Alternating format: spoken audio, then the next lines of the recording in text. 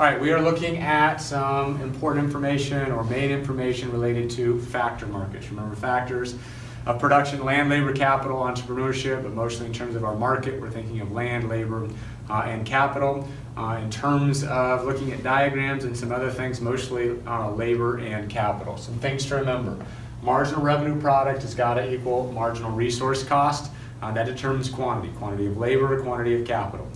If it doesn't equal, if the marginal revenue product is greater than marginal resource cost, they'll likely increase whatever quantity, whether labor or capital. By the same token, if the marginal resource cost or marginal factor cost is greater than marginal revenue product, they will decrease the quantity that is in use.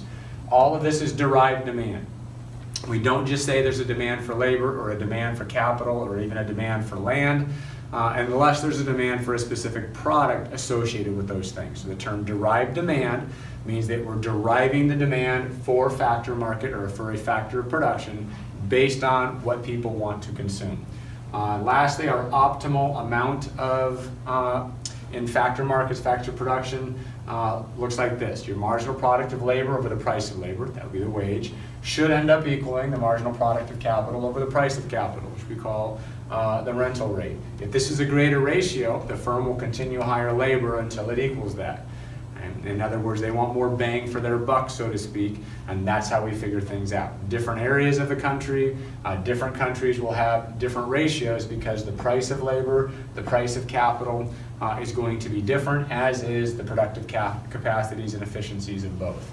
A few things to think about, especially when we're looking at labor. Our demand for labor is essentially our marginal revenue product of labor.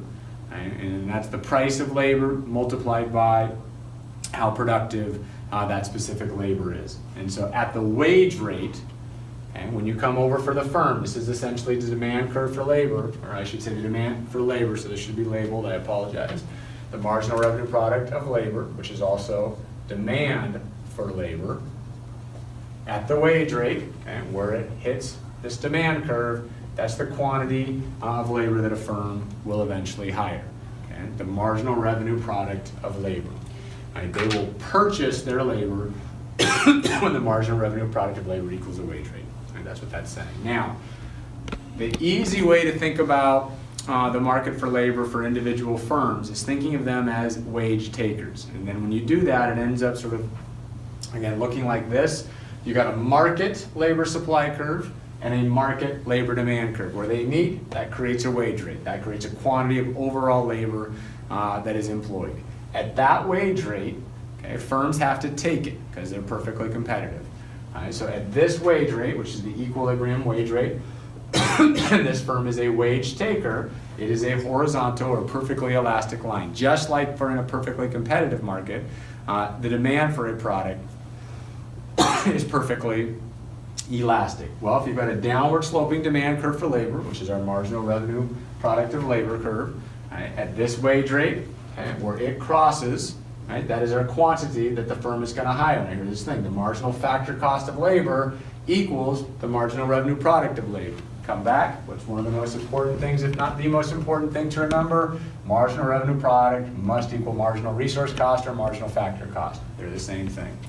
Last thing to talk about is you as an individual and your supply curve for labor. It's a little bit confusing. We talk about an income effect, okay, and we talk about a substitution effect. In a sense, you have two choices with what to do with your time, the hours worked that you have in a given day. You can work or you can have leisure, okay? And so as you make more money, as your wage rate goes up, okay, generally speaking, especially early on, we see people, okay, as your wage rate goes up, wanting to work more hours.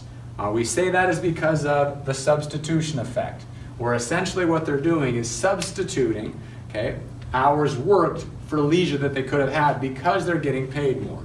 But at a certain point, this is different for everyone, at a certain point, right, the theory economically is you have so much money, or your wage rate is so high, right, that eventually, as you make more money, right, leisure is worth more, so to speak, to you than the income. Right? And so if you see, and most of us have this, you see a backward bending supply of labor that's individual, at this point, once you reach this point, the income effect is greater than the substitution effect. All right, that's it for today on factor markets. I hope you keep your opportunity cost high and your expectations low.